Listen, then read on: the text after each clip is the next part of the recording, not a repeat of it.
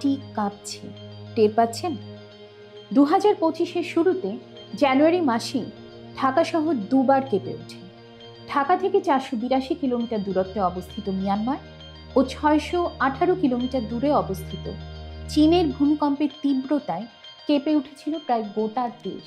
সেদিন ভূমিকম্পের খবর পড়ে মনে হয়েছিল, এই শহর কি যথেষ্ট রেজিলিয়েন্স বা স্থিতিস্থাপকতা জলবায়ু দুর্যোগ ও সেই সংক্রান্ত বৈশ্বিক সচেতনতার অংশ হিসেবে আসা এক জরুরি ধারণা, যার অর্থ ability of people or thing to recover quickly after something unpleasant.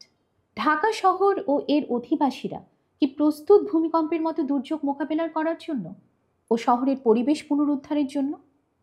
7 বা 8 মাত্রার ধাক্কা খেয়ে তবেই কি আমাদের শহরের রেজিলিয়েন্স নিয়ে বোধোদয় হবে? ঢাকা কতটা কাঁপলে ভয়ে কাঁপবো আমরা? ঢাকা থেকে বলছি দ্বিতীয় পর্বে, আমি নবনীতা ইসলাম।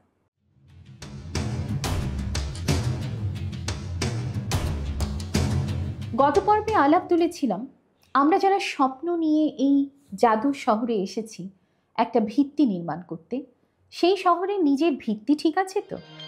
ঢাকা শহরের জলাশয়, খাল, বিল, কৃষিযোগ্য ভূমি রাশির সাথে মুনাফা তাড়িত রিয়েল এস্টেট মার্কেটের বিনিয়োগের সম্পর্ক নিয়ে আমরা কথা বলেছি।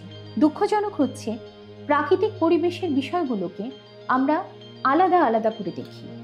ব্যাপারটি এমন আলাদা করে দেখাটা ভুল, কারণ এই ধরুন আপনি যে কাপড়টা পরে আছেন তার প্রতিটি সুতার সাথে অন্যান্য সকল সুতার আছে একটি জটিল বুনন ও নির্ভরশীলতার সম্পর্ক। এটাই পরিবেশের ক্ষেত্রে ঘটে, যা আমরা প্রকৃতি বিচ্যুত শহরের মানুষরা ভুলতে বসেছি। তাই ঢাকা থেকে বলছি পর্বগুলোতে ঢাকা শহরের পরিবেশগত বিভিন্ন বিচ্ছিন্ন সূত্রকে সংযুক্ত করার চেষ্টা করছি এবং বোঝার চেষ্টা করছি সেই মিসিং লিঙ্কগুলোকে, যেগুলো বারবার আমাদের নজর এড়িয়ে যাচ্ছে এবং আমরা ব্যর্থ হচ্ছি আমাদের শহরের পরিবেশকে রক্ষা করতে। জলাশয়, খাল, বিলের হ্রাস এবং শহরের কাঁপন যে একই সূত্রে গাঁথা, তা আমাদের মতো সাধারণ নাগরিকদের বোঝা অত্যন্ত জরুরি। 2013 সালে স্ট্যানফোর্ড ইউনিভার্সিটি তৈরি একটি ইন্ডেক্সে ঢাকা বিশ্বের প্রথম 20টি ভূমিকম্প প্রবণ অঞ্চলের মধ্যে পড়ে। বেঙ্গল রিজিয়নের ইতিহাসে অনেকগুলো উল্লেখযোগ্য ভূমিকম্পের দৃষ্টান্ত রয়েছে। 1548 সালে সিলেট এবং চিটাগংয়ের ভূমিকম্প, 1762 সালের ভূমিকম্প, 1885 সালে বেঙ্গল ভূমিকম্প, যার কারণে ব্রহ্মপুত্র নদের ধারার গতিপথ সম্পূর্ণ পরিবর্তন হয়ে যায়, এবং 1897 সালে গ্রেট ইন্ডিয়া আর্থকুয়েক বা আসাম ভূমিকম্প। 1961 সাল থেকে 2018 সাল পর্যন্ত প্রতি 10 বছরে ভূমিকম্পের ঘটনা 2 থেকে ক্রমান্বয়ে বেড়ে 38 সংখ্যায় পৌঁছেছে। এর মাঝে প্রায় 4-5টি ভূমিকম্পের এপিসেন্টার ঢাকা এবং তার পার্শ্ববর্তী এলাকাতে অবস্থিত ছিল। কিন্তু ঢাকা শহরের ভূমিকম্প প্রবণতা ও জলাশয়, খালবিল হ্রাসের সম্পর্কটা কি? 1971 সালে স্বাধীনতার পর থেকে রাজধানী ঢাকা শহরে ঘটে চলেছে নির্বিচার ও অভূতপূর্ব নগরায়ন, যার একটি বড় অংশ হয়েছে অনৈতিকভাবে দখলকৃত প্লাবনভূমি, জলাশয় এবং খালবিল ভরাট করে। 2008 সালের একটি গবেষণা বলছে 1967 থেকে 2008 সালের মধ্যে ঢাকা শহর হারিয়েছে প্রায় 33% জলাশয় এবং প্লাবনভূমি।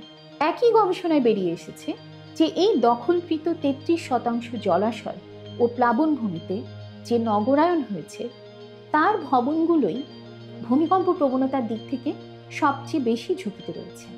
ঢাকা শহরের ভূমিকম্প প্রবণতা ও জলাশয়, খালবিল হ্রাসের সম্পর্কের গল্প কি এখানেই শেষ? না। জলাশয়, নদী, খালবিলের নির্বিচার দখল ও অবশিষ্ট জলাশয়গুলোর পানির ভয়াবহ দূষণের কারণে ঢাকা শহরের এই যে বিপুল জনগোষ্ঠী, তাদের সুপেয় পানির সংকট দিনে দিনে বেড়ে চলেছে। এই চাহিদা মেটানোর জন্য চাপ পড়ছে ভূগর্ভস্থ পানির উপর। ঢাকা ওয়াসার 2টো ট্রিটমেন্ট প্লান্ট শহরের অধিবাসীদের পানির চাহিদার মাত্র 20% মেটাতে পারে। বাকি পুরোটার জন্যই শহরবাসী নির্ভরশীল ডিপ টিউবওয়েলের উপর। 2022-এর নিউ এইচবিটির একটি প্রতিবেদন অনুযায়ী ডিপ টিউবওয়েলের সংখ্যা 940টিতে এসে ঠেকেছে, এবং সেটাও আনঅফিশিয়ালি। আর তার ফলে প্রতি বছর আমাদের ভূগর্ভস্থ পানির স্তর গড়ে 3 মিটার করে নেমে যাচ্ছে। তৈরি হচ্ছে ভূগর্ভের মাটির স্তরে ভ্যাকিউম, যা কিনা পৃষ্ঠদেশের মাটির ধসের কারণ হতে পারে যে কোনো সময় এবং ভূমিকম্পের ঝুঁকি বাড়িয়ে দিচ্ছে বহু গুণ। শুরুতেই প্রশ্ন তুলেছিলাম, আমরা কতটুকু প্রস্তুত ভূমিকম্পের মতো দুর্যোগ মোকাবেলার জন্য? আমাদের গোল্ডফিশ মেমোরি, বিস্তৃত পরায়ণ জাতি।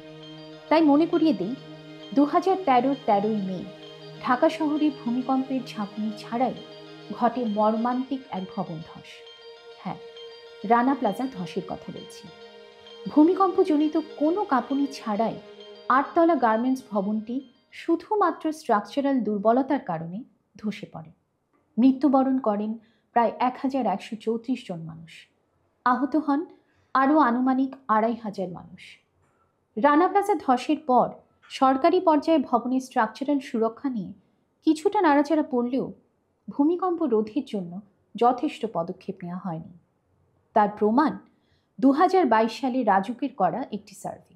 পর্যবেক্ষণে বেরিয়ে আসে যে টাঙ্গাইল মধুপুর ফল্ট লাইনে মাত্র 6.9 ম্যাগনিটিউডের ভূমিকম্পই ধসিয়ে দেবে ঢাকা শহরের প্রায় 8,65,000 ভবন। সার্ভে করা 1.95 লক্ষ ভবনের মধ্যে 67% ভবনেই নির্মাণ বিধিমালা অমান্য করা হয়েছে। এত ভবিষ্যৎবাণীর পরও আমাদের কি টনক নড়েছে? সরকারি বা বেসরকারি পর্যায়ে আমরা কি স্থিতিস্থাপক বা রেজিলিয়েন্ট নগরায়ন এবং ভূমিকম্প থেকে সুরক্ষিত ভবন নিয়ে কোনো কার্যকর নীতিমালা বা পরিকল্পনা করেছি? ভূমিকম্প প্রতিরোধক নগরায়ন সংক্রান্ত দিক নির্দেশনার জন্য 2012-তে বাংলাদেশ সরকার এবং ওয়ার্ল্ড ব্যাংকের যৌথ উদ্যোগে global facility for disaster reduction and recovery গঠন করা হয়েছিল। 2014-তে দুর্যোগ ব্যবস্থাপনা ও ত্রাণ মন্ত্রণালয় থেকে আরবান রিস্ক অ্যাসেসমেন্ট গাইডলাইন প্রকাশিত হয়। এই ডকুমেন্ট বলছে শহরের আসন্ন দুর্যোগগুলো নিয়ে কাজ শুরু হয়েছিল। প্রশ্ন হচ্ছে, কত দূর এগিয়েছে সেই চেষ্টা? আমরা কি এই উদ্যোগগুলোকে সামনে এগিয়ে নিয়ে যেতে পারি? ক্ষমতা, গণতন্ত্র নিয়ে প্রতিদিন আমাদের কত আলাপ, কিন্তু প্রতিদিন এই ঢাকায় ভূমিকম্পের বিপদে থাকা মানুষগুলোর সামগ্রিক জনস্বার্থ নিয়ে আসলে আমরা কতটা ভাবি? কতটা ভাবেন আমাদের নীতি কারবারিরা? এখনই সময় এগুলো নিয়ে ভাবার, না হলে এ শহরের 2 কোটি অধিবাসীর কষ্টে অর্জিত মাথার উপর ছাদটুকুও থাকবে না অদূর ভবিষ্যতে। পোস্ট দেখুন, ভাবুন, করুন।